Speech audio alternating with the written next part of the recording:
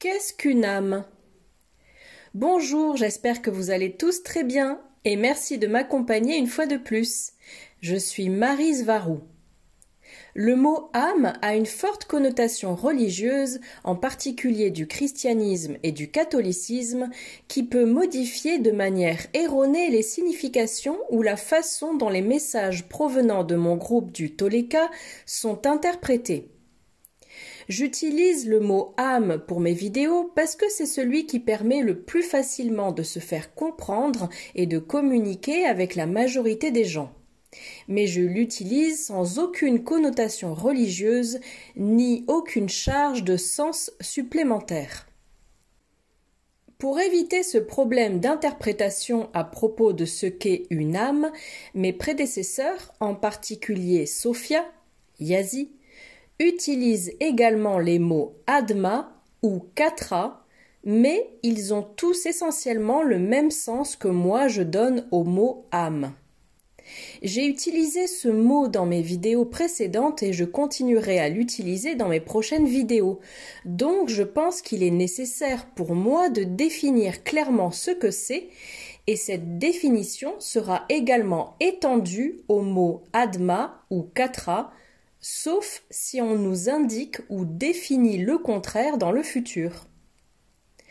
Comme cela a été expliqué auparavant, tout est la source originelle et tout est conscience, puisque même le monde matériel est manifesté par la conscience de manière individuelle et collective.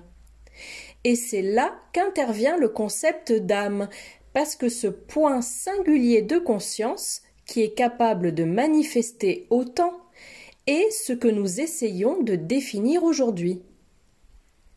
Bien que le fait de décrire ce qu'est la source originelle mériterait sa propre vidéo, la façon dont je pourrais la définir en quelques mots serait la grande unité qui inclut tout ce qui un jour a existé, tout ce qui existe et tout ce qui existera, y compris les lignes de temps alternatives et les univers parallèles, dans un contexte hors de tout temps et de tout espace. Cela inclut tout, ce qui fait que tous les concepts de dualité s'effondrent, puisqu'absolument tout fait partie de la source originelle, à tel point qu'il est même impossible de la définir et que toutes nos tentatives resteront toujours en deçà de ce qu'elle est. On dit aussi que c'est de la conscience pure, qui est consciente de sa propre existence. De manière laxiste et en utilisant l'expression suivante seulement de manière descriptive et avec sa charge religieuse, on pourrait dire que la source est l'Esprit de Dieu. Pour définir quelque chose, il faut le contraster avec ce qu'il n'est pas, de sorte que la source est impossible à définir, car elle n'entre dans aucune dualité. Par conséquent, une âme est une tentative de la source de se définir elle-même, en créant quelque chose qu'elle n'est apparemment pas, étant donné les qualités apparemment limitées d'une âme.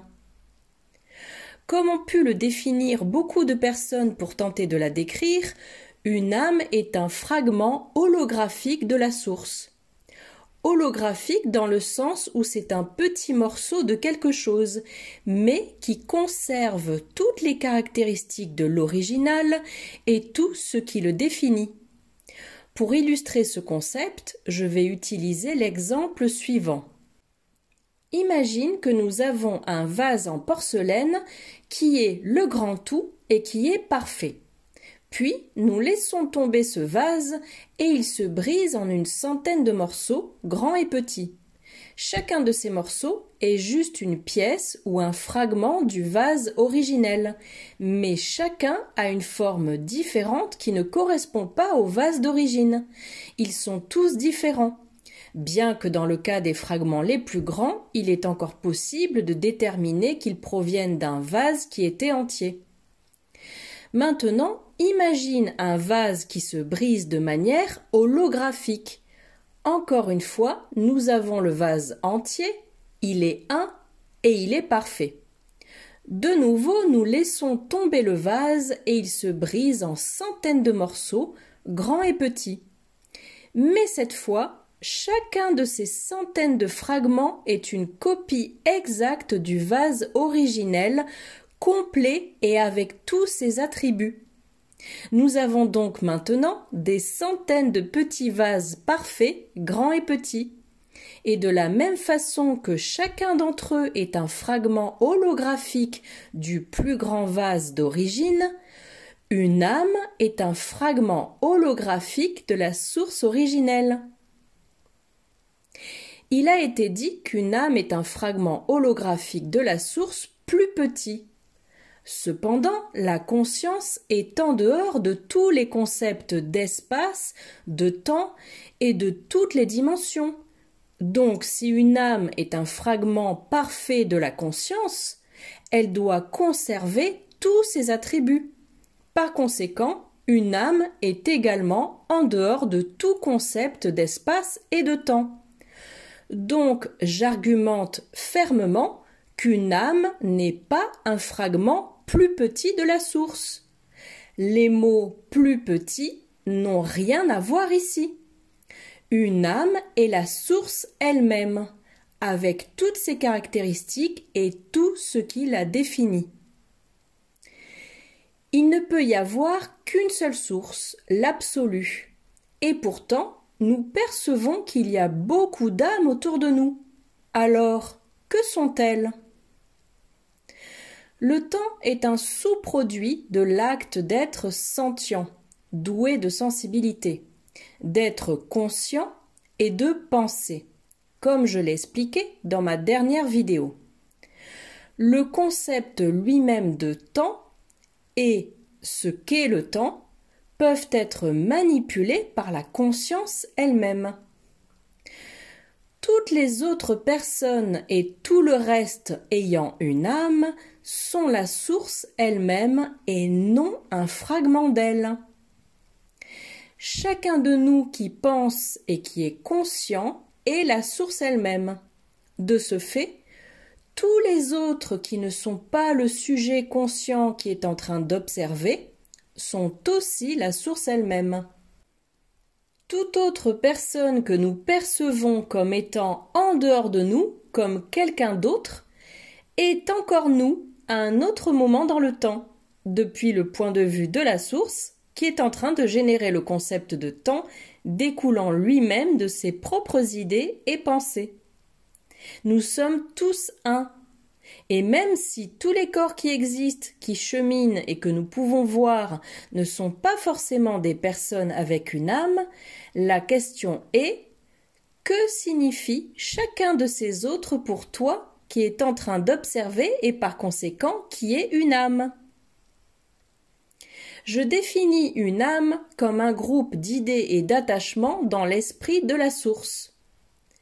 Nous sommes tous des fragments de l'imagination de la source, des personnages de sa pièce de théâtre, chacun de nous étant le créateur suprême, non seulement de notre réalité personnelle, mais aussi de la réalité elle-même. Nous sommes limités par rapport à ce qui définit chacun de nous, nos attributs et nos qualités, mais ce ne sont que des idées et des concepts que nous avons et apprécions parce qu'ils forment et définissent la personne, l'individu avec qui nous nous identifions comme étant nous-mêmes. La seule chose qui définit qui nous sommes et ce dont nous sommes capables, et donc qui définit ce qui nous limite, est un ensemble d'idées auxquelles nous sommes si attachés que nous pensons qu'il s'agit de réalités inéluctables. C'est pour ça que le fait de libérer son esprit du concept limitant du soi et de l'ego est ce qui favorise l'illumination. Chacun de nous qui sommes sentients, doués de sensations, et conscients, sommes la source elle-même, et pas juste une partie d'elle. Et nous ne sommes certainement rien d'autre que la source. Le concept d'être quelque chose ou quelqu'un de différent de n'importe quelle autre personne ou de la source est une illusion dans nos esprits, donc dans l'esprit de la source elle-même, puisque la source est capable de maintenir plusieurs points d'attention à la fois et que nous sommes chacun de ces points d'attention. Mais il s'agit là d'une image, car je suis presque sûre que depuis le point de vue de la source elle-même, donc depuis le point de vue le plus expansé, tous ces points d'attention, qui sont les âmes, ne sont finalement qu'un seul point d'attention. Nous sommes la source elle-même, et ce que nous croyons être dans ces corps limités et avec l'ensemble de concepts limités qui nous définissent en tant qu'individus et qui forment notre concept du soi égaux, n'est rien d'autre qu'une construction dans notre propre esprit en tant que source. Chacun de nous est le résultat de la source en train de manifester différents choix et différents points d'attention à l'intérieur du jeu que nous appelons existence ou la vie. Étant donné que nous sommes la source elle-même et que, comme je l'ai expliqué précédemment, la source ne peut pas être définie, il en va de même pour une âme, elle ne peut pas être définie. En fin de compte, toutes ces tentatives de définir ce qui est inexplicable sont inutiles. Aucun concept et aucun mot ne peuvent définir quelque chose d'aussi complexe et magnifique. Tu n'as pas besoin de définir ce qu'est ton âme. Tu expérimentes simplement ce que c'est que d'être une âme et tu sais simplement que tu en es une, en tant que conscience divine et sans passer par des mots. Merci d'avoir regardé ma vidéo. S'il vous plaît, prenez soin de vous, belle personne que vous êtes. À bientôt, avec beaucoup d'amour. Maryse Varou.